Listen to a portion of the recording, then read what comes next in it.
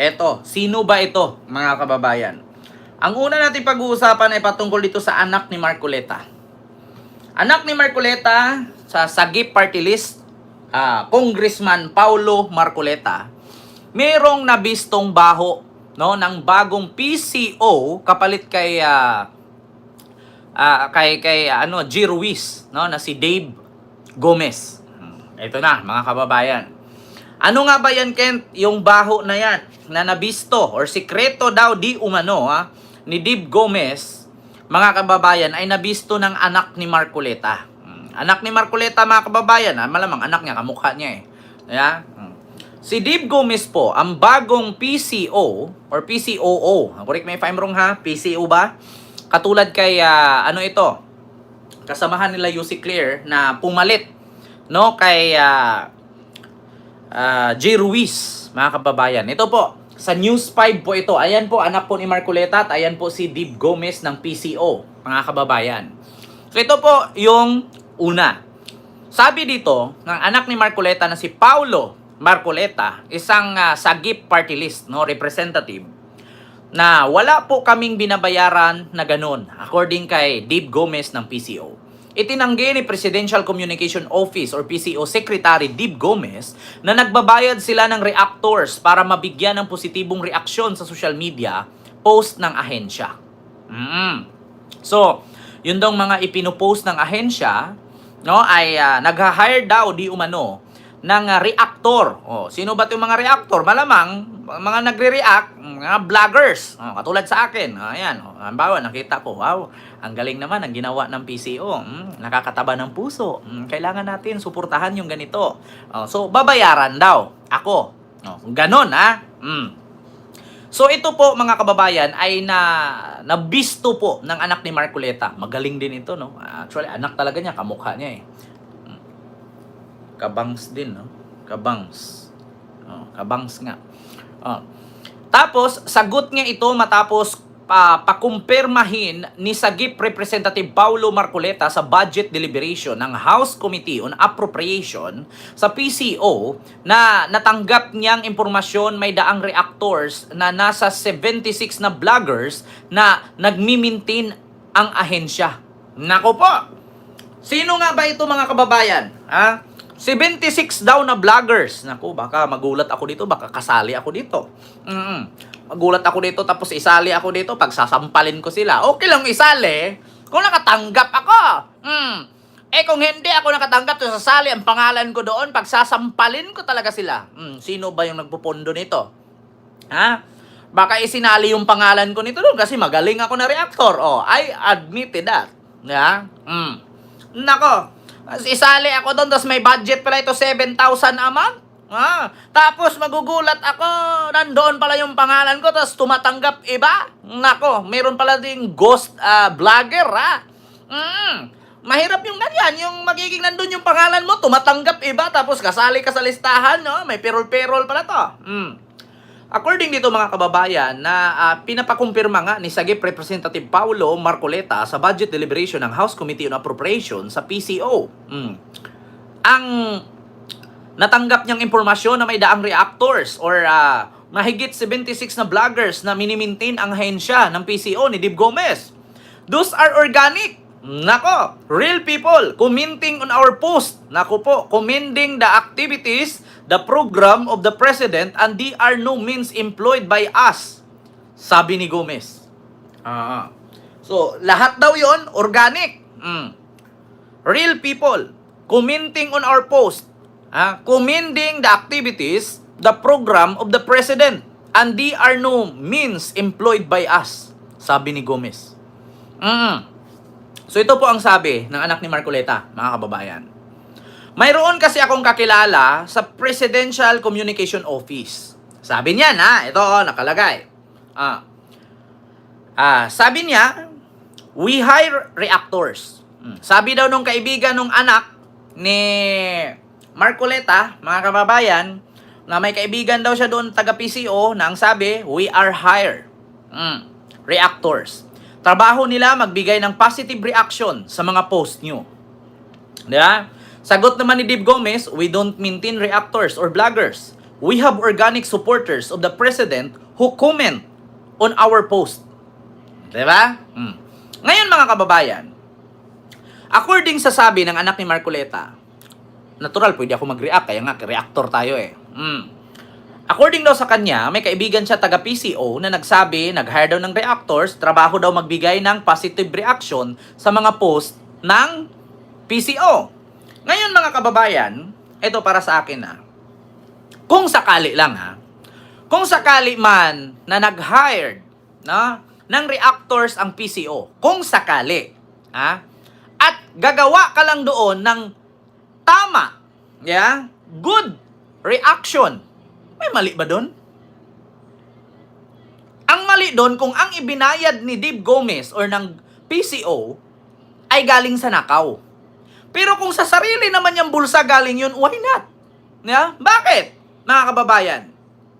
Bakit hindi pwede? At saan ang mali doon kung mag-hire si Dave Gomez ng 100 vloggers, at babayaran niya, halimbawa, ng 7,000 a month? Wala naman pong mali kasi ang sabi, mag-comment ka lang dan. Kailangan sabihin mo, maganda. Ay, ang ganda naman. Wow, ganyan pamamalaka dapat. O, ganito dapat. May mali ba dun? Di ba? Ang mali dun, kung galing, kung galing sa ahensya na kinurakot ni Dave Gomez. Pero kung galing naman sa sariling bulsa ni Dave Gomez, anong mali dun? Okay lang sana kung ang kaibigan mo, Representative Paulo Marcoleta, ay sinabi niya nag-hire siya ng vlogger para siraan ang DDS. Kaya, yun ang mali. Pangalawa, ang tanong, saan ba galing ang binayad? Kasi ganito mga kababayan, kahit ako, pwede kong gawin yan dito sa aking YouTube channel. Bakit?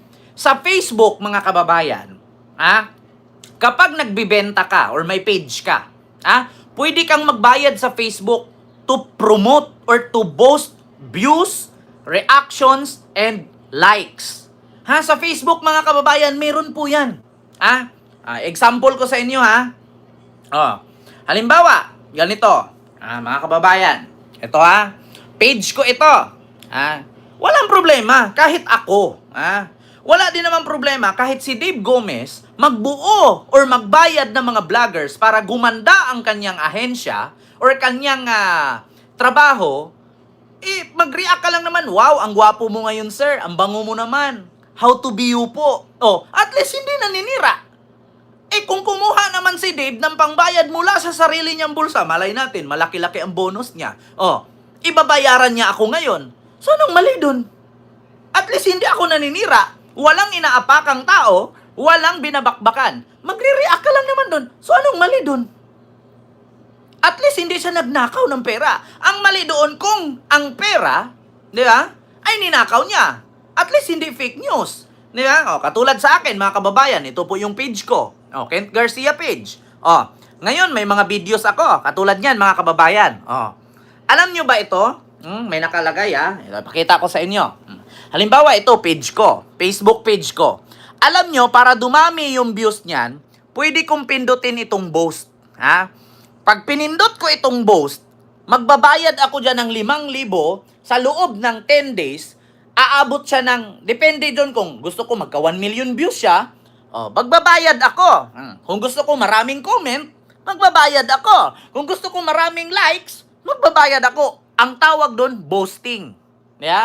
Ibo-boast ko yan. Pag pinindot ko boasting yan, pupunta ka agad sa Facebook Manager niyan, tapos i-click mo doon, ilagay mo yung bank account mo. Ayan, i-add mo. Ayan, ibo-boasting. Ganyan. Mamili ka ngayon dyan, 5 to 6,000, 5 to 6,000 likes or comments sa halagang 1,700. Sa loob ng 7 days. Ganyan, di ba? Alam mo, Boknoy TV, wag ka na mag-react dyan, wala kang views. Nagpa-promote ka lang sa channel mo di ba? Dapat sa'yo i-remove. Pag mga vlogger ganyan, mga walang kwentang vlogger, walang mga check badge, mga mga garapata yan, pagsisipain yan. Ganito yan, mga kababayan. Katulad yan, meron akong video. Pag pinindot ko views yan, mamili lang ako, 5,000 to 16,000, 7 days. Meron 1,700. Kailangan ano ba ang makukuha mo diyan? Ilan ba ang magiging views mo diyan? Mamimili ka lang, mga kababayan. So, ngayon, mga kababayan, wala naman po sigurong masama kung mag-hired si Dave Gomez ng vlogger at magko-comment lang naman ng maganda sa kanyang trabaho. So, anong masama doon? Ang masama po doon, mga kababayan, ay magnakaw si Dave Gomez para ipasahod niya, di ba? Sa mga vlogger. Ano naman ngayon?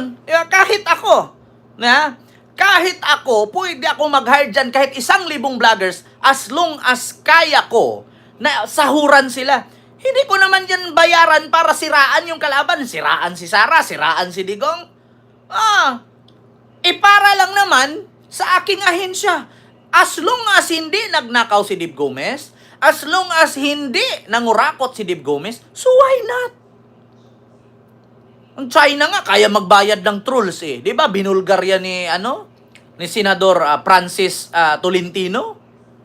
Kaya nga ng China magbayad ng trolls para siraan si Marcos. So, si Dave Gomez, hindi. Di ba? As long as kaya ni Dave Gomez magbayad, why not? Di ba? Representative Paulo Marcoleta, okay lang naman.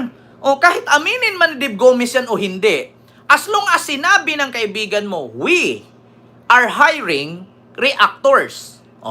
Speaking of reactors, vloggers. As long as hindi nagnakaw si Dave Gomez, as long as galing sa bulsa ni Dave Gomez ang pambayad niya, no problemo. Diba? So, ano problema dun? Wala. Diba? Ma'am Bit M, hindi ako makatiming sa live mo. Good evening everyone. Maraming salamat po, Ma'am Bit M, sa yung super chat. Thank you so much po. Diba, Ma'am Paniyuan? Ano po ang mali doon? Diba, Ma'am Cheryl Andres? Diba, Ma'am Ana? Diba, Ma'am Lani? Kung mag-hire man si Dave Gomez, kahit ako man, ay hinired niya, so bakit hindi ko tanggapin? Kung magko-comment lang naman at i-share ko yung ahensya niya at yung trabaho niya, tignan ninyo. Si Sir Dave Gomez, ganitong pamamalakad dapat. Ganito dapat ang gawin ng communication office ng president.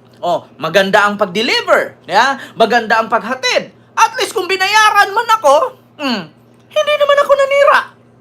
Para lang naman sa ahensya ng PCO. Kung bawal pala ang mag-i-endorse at bayaran, so bakit ang dami namang vloggers yan nag-i-endorse nga ng Jollibee, katulad kay Vice, nag-i-endorse ng McDo, mali ba yun? Hindi naman nanira. Pinaganda niya lang ang McDo.